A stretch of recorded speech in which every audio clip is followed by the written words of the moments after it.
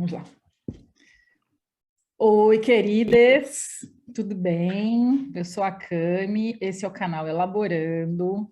E hoje, depois da super participação da Tati, do nosso último vídeo, que a gente falou sobre o Outubro Rosa e o câncer de mama, hoje eu estou com dois queridos especiais na minha vida, que é o Fabi e o Ricardo, que a gente vai falar sobre o Novembro Azul, apesar da gente já estar aí quase no meio do mês, mas queria muito conversar com alguém que tivesse vivenciado uma situação de câncer de próstata para contar também sobre todo esse tabu, toda essa questão do medo que os homens têm de falar sobre essa doença, sobre doença em geral, e essa então nem se fale, mas não consegui nenhum voluntário, então decidi falar sobre masculinidade frágil, que de certa forma interfere nessa situação sobre saúde dos homens, né? Porque já começamos a falar lá atrás sobre o Setembro Amarelo, sobre as doenças da mente, e tudo isso acaba sendo meio que o magma de toda essa estrutura da nossa sociedade machista, falocêntrica, que a gente vive aqui no nosso país. Então, por que eu quis muito convidar vocês dois? Eu conheço vocês um pouquinho, assim, posso dizer, e eu acho que são dois homens que têm uma personalidade parecida no que tange a concepção como homem enxerga a si próprio no meio, como lidar com mulheres, e como viver isso de uma forma zero machista. E os dois foram abençoados e agraciados em terem dois meninos. Então, o Fabi tem o Gael, que tem 4 anos, e o Ri tem o Davi, que está com 8. Que, na verdade, tem também o Hakim, que é mais velho, né? Então, assim, todos são pais de meninos, e além de serem homens, o que cada um tem de diferente é o meio em que vivem, e aí eu queria muito falar sobre essa diversidade e dizer que, independente de qualquer coisa, a gente escolhe, né? Eu falo sempre isso, assim, que a gente escolhe o que a gente quer ser para o outro, né? Na vida do outro e na sociedade. Então, se eu quero ser um macho escroto, se eu quero ser uma mulher doida na vida de alguém, é uma escolha da gente, né?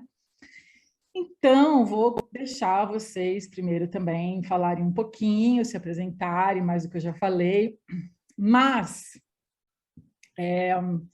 eu coloquei até na nossa pauta aqui, eu joguei lá no Google, masculinidade frágil, aí veio para mim a seguinte definição: condição em que um homem heterossexual acha que precisa provar a alguém, a qualquer custo, a sua masculinidade e a sua orientação sexual.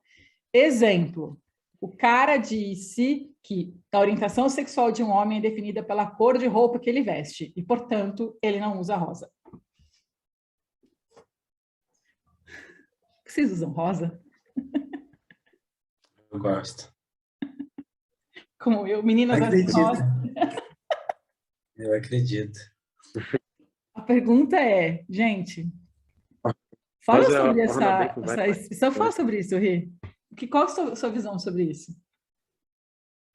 É uma visão literalmente limitada. Cor. Cor definir a complexidade que é a ideia de gênero não faz o menor sentido. Eu acho que, para além, a gente está aqui para falar sobre masculinidade, porque, enfim, a gente já vem inserido a nossa geração já vem inserida ainda sobre definições sobre gênero, mas ainda assim o gênero é uma coisa muito complexa, né? É uma coisa muito, muito difícil, muito difícil. E aí uma cor definir ele é tentar gerar um controle social de uma forma muito idiota até, né? Porque, pô, uma cor. Homens, azul, mulheres, rosa. Cara, quem impôs isso socialmente foi abraçado e aceitado, pô, a sociedade estava bem mal mesmo. Tão simplista, né? Eu acho engraçado. Mas alguém ouviu primeira vez, né? Um grupo de pessoas ouviu isso a primeira vez e falou, isso, tá certíssimo! Depois as outras gerações só reproduziram sem saber por quê. Mas quem ouviu primeiro e falou, tá certíssimo, tava na mancada. Fala, Fá. Eu acho cômico e também é um choque de gerações, né? Então, e até próprio de exemplos, né? Como a gente estava conversando ontem, os filhos dos seus diretores das grandes empresas também pegam de exemplo. Não que seja a ser seguido, né? Eu vejo muito casos também de amigos que têm pais de um jeito, foram criados e também pensam diferentes. Mas alguns repetem, né? E até por amor à família, aquela coisa assim de idolatrar, né? Esse lado masculino do pai quer copiar. Também não é uma regra, mas acontece. Mas então, vocês acham que a formação da personalidade de vocês, que já é fora desse padrão antiquado, tanto, né, Ricardo e Fabi, vocês acham que essa formação, quanto homem hétero, ela vem da criação da família de vocês? Ah, veio, não, minha mãe me criou assim, não, meu pai me ensinou a ser assim, ou do meio em que vocês foram inseridos? O que fez vocês se tornarem isso, assim? Tem alguma essência familiar ou foram vocês que foram evoluindo? Pode falar, Ricardo. Então, eu acho que acho que mais eu não gosto mais dessa palavra, desconstrução, mas eu acho que cabe a qualquer homem muito mais o gerúndio do que algo mais definido. Então, assim, acho que a gente não se tornou, a gente está num processo mesmo de formações, né? Existem avanços, mas também existem diversos atrasos, né? E existem atrasos que hoje não são atrasos, mas em algum momento vão ser percebidos como atraso porque algum grupo de pessoas ou alguma pessoa vai identificar ali alguma coisa que não é favorável e a gente está, de alguma maneira, reproduzindo. O que eu acho interessante enfim, de grupos que eu estou envolvido, assim, de alguns caras, é da gente estar aberto a falar essas coisas, assim, a falar que, tipo, mano, tem muitas coisas a melhorar, tem muita coisa a errar, mas tem coisas, às vezes, que não dá para ser instantâneo, tem coisa que tem que acontecer, tem muitas camadas sobre isso tudo que a gente está vivenciando, que são as camadas sociais, camadas raciais. Então, assim, eu acho que esse momento do mundo é um momento de discussões de vários tipos de grupos ao mesmo tempo. E aí, esses grupos que, enfim, foram vítimas de vários tipos de opressão, passam a conseguir ser ouvidos e não a falar, né? Eles sempre falaram, mas nunca foram ouvidos. Passam a conseguir ser ouvidos nesse momento. Só que são muitos, né? São muitos ao mesmo tempo. E aí a gente, às vezes, acaba não conseguindo contemplar todos, que não vai dar. Não vai dar para contemplar todas as pautas. Então, acho que está aberto às discussões, está aberto ao processo de se mudando, né? Porque eu não acredito muito na mudança que alguém faça em alguém. Eu acho que a gente se propõe a se mudar. Esse processo de ir se mudando, eu acho que é uma coisa bastante avançada para um grupo de homens que estão aí, assim. Apesar de ter vários atrasos, tá? E ainda tem a culpabilidade em grupos que a gente, por mais que esteja nesse processo de mudança, ainda assim, em alguma medida, é favorecido pelo fato de ser homem e é favorecido estruturalmente, de uma maneira que não tem muito como mudar alguma coisa no imediato, sabe? E gera uma angústia, porque você se vê mais uma vez numa posição meio que constrangedora por ser homem, mas ao mesmo tempo não tem como não estar naquela posição naquele exato momento e, enfim, e é um caos dentro da cabeça, porque as coisas estão gritando, as pautas estão batendo e você fica ali, caraca, eu estou sendo um macho escroto ou estou sendo um cara que está em processo de formação. É uma grande embolação. Não tem muita clareza nesse processo. Só um parênteses. Tá super robótico o teu vídeo, Ri. Teu som tá bom, É mesmo? mas tá super robótico, né, Fábio? Só para mim ou para você também? Para mim, só um pouquinho. Você tá no Wi-Fi? Agora, O agora Fábio- travou. Sim, mas Agora foi? Hum, hum. Volta. Foi. Tá robótico ainda? Melhorou. Melhorou, mas dá um delayzinho assim, faz um robótico.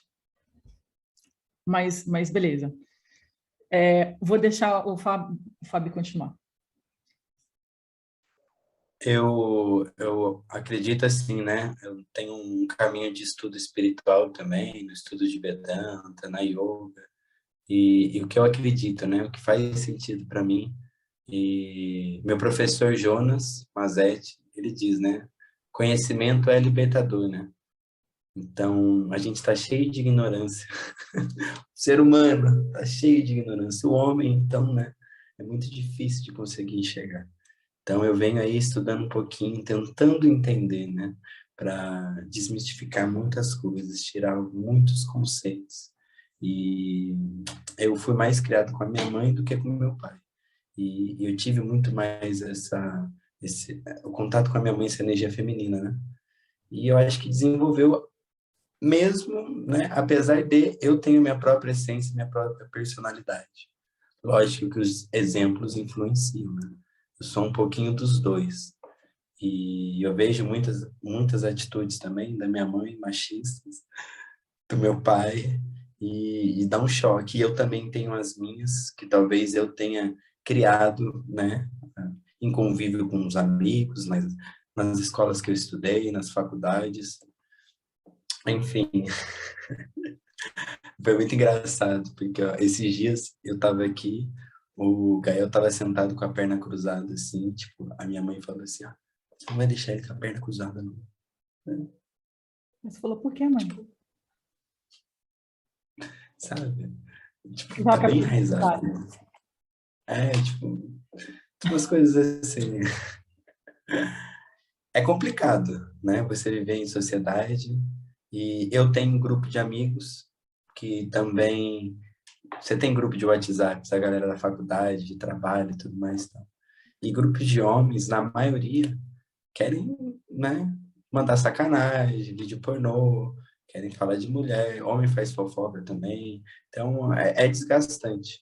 Mas eu vejo um pouco assim, por exemplo, no meu ciclo de amizade, muitos amigos casados, eu venho reparando assim, de uns anos para cá, eles têm mandado menos, assim, tipo, menos pornografia, menos, né, essas conversas, essas bobeiras.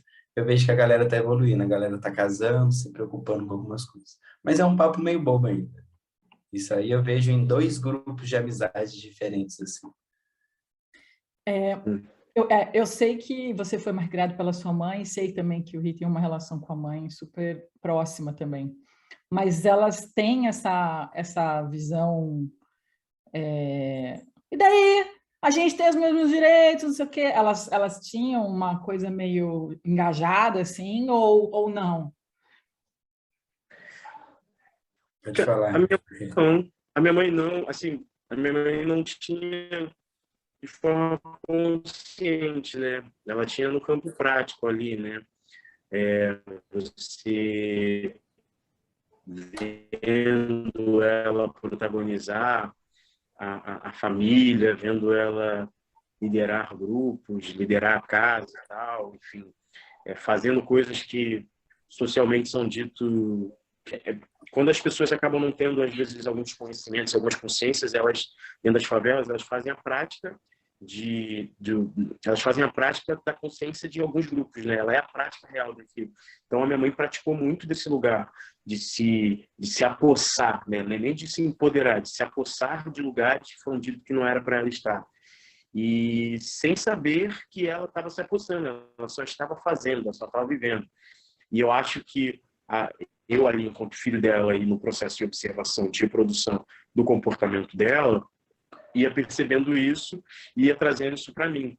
E trazendo isso para mim no sentido de entender que a mulher ela não é menos para certos lugares, ela não tem vulnerabilidade para certas coisas. Isso naquele momento. Que o primeiro momento que me veio foi a mulher tem que estar em todos os lugares do que os homens, não sei o que lá, lá, lá. Hoje, no convívio diário com mulheres que já têm algumas consciências e para além de ter algumas consciências no convívio diário íntimo de mulheres, para além dessa relação às vezes do namorado, do marido, do esposo, mas o convívio íntimo com um grupo de outras mulheres, você vai acessando informações do mundo feminino que tipo assim, a gente passou a vida inteira sendo criado por mulheres e nunca teve a menor noção disso, assim, sabe? Nunca teve a menor noção de que, tipo, caramba, existem 2 dias ou 3 dias do mês que essas mulheres, elas não podem trabalhar porque ela tem, enfim, um processo menstrual muito doloroso, a ponto de não poder. Então, elas só trabalham porque elas são mulheres, que se fosse algo de homem, com certeza a lei do mundo seria ter 3 dias no dia da menstruação.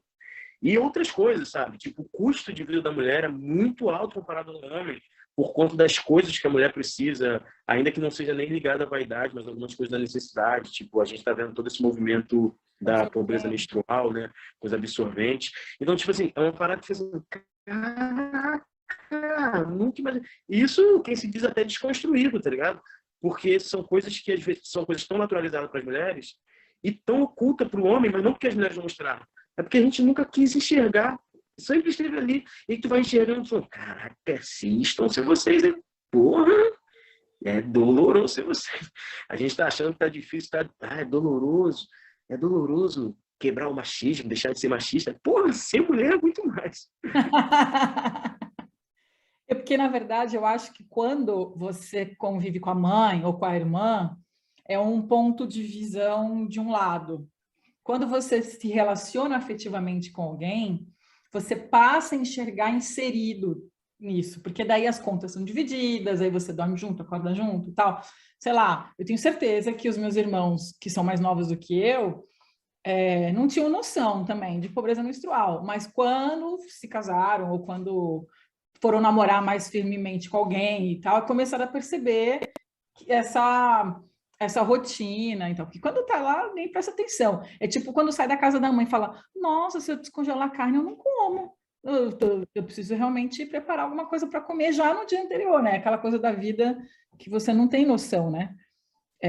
E que a gente também, enquanto mulher, muitas vezes, eu falo assim por mim, já sofri assédio moral, sexual, e na hora em que isso aconteceu, eu não percebi. Eu fui perceber depois. Por quê? Porque às vezes isso não é na nossa cabeça, como a gente às vezes não traz a maldade ou não se fala sobre, a gente não tem a percepção de que isso era um abuso. Não sei, ou porque a gente estava acostumada, ou porque você não sabe ainda na maldade o que tem e o que não tem, você entendeu? Então, falar sobre é uma coisa super importante. Por isso que eu penso que vocês, que são pais de meninos, se vocês, tipo, o Gaio ainda é pequeno, mas, sei lá, ele já deve ter querido brincar de alguma coisa, brincar de boneca, brincar não sei do quê. Pode, Fabi, pode brincar, pode usar roupa, o que que pode? O que que Com certeza. pode, não pode? Na minha concepção, ele pode ser, ele é livre. Como criança ou como adolescente, para ele brincar, ele é livre. Se ele quiser brincar de boneca, esses dias uma prima dele deixou um carrinho de brincar ali de boneca, ele estava brincando com a boneca, com o carrinho. Pô, super aceitável, nada. Para mim, seria diferente se a mãe proibisse. Eu falei, por quê? Mãe, Essa liberdade que tem que buscar. A gente... Posso fazer balé? Posso fazer balé? Sim, claro. Por que não? Para mim, eu acho que a gente tem que, quanto mais a gente der o espaço para a criança ser livre, trabalha mais a criatividade, a liberdade dela poder se expressar, os sentimentos, o que ela pensa, né? E a criança tem uma mente muito livre. Para mim, assim, eu acho que ele pode fazer o que ele quiser. E tudo bem. Mas eu vou te falar que se pegar pessoas mais velhas da minha família vendo fazer, já vai achar estranho. Mas também, eu não vou entrar em conflito, na verdade. Até porque o filho é seu, né? Pois é. Você já deve ter vivido também, né? Sim, claro. E como que é? E olha... É que o Fabi é zen, né? Ele é tipo Caetano Veloso, assim, sabe? Tá tudo bem. E olha que eu vou te falar uma questão de abusos. As últimas pessoas que eu me relacionei, eu acho que quase todas já comentaram comigo que tiveram abuso sexual. Inclusive a pessoa que eu estou conhecendo agora me falou, e eu dei essa abertura, falou, eu nunca contei para ninguém, tipo assim. E ela contou, falei, e eu vou te contar que uma vez eu peguei o ônibus de Lorena, vim para cá, 5 horas de ônibus, a viagem é 3. Eu estava chegando no Rio de Janeiro, eu estava dormindo, tinha um senhor do meu lado, e ele passou a mão em mim. E eu estava dormindo, e eu não botei fé. Quando ele fez isso, Mas eu fiquei em choque. E aí eu comecei a entender, caraca, é muita verdade. Porque na hora você não tem razão. Já aconteceu comigo. Lógico, você contar, né? Olha, A gente tá. Aconteceu comigo, aí eu tive mais o sentimento de empatia. E é difícil, você trava. você fica meio. Num ônibus cheio, cara. É muito louco. E, Você vai gritar, o que você vai fazer, né? A gente e já eu não usou o só. treinamento de falar que não é para falar, não sei o que, tem que falar, sei lá, fogo, alguma coisa do tipo. Se você pede ajuda. Uh-uh. E é uma sensação de vulnerabilidade muito grande, né? Você se sente muito vulnerável, né?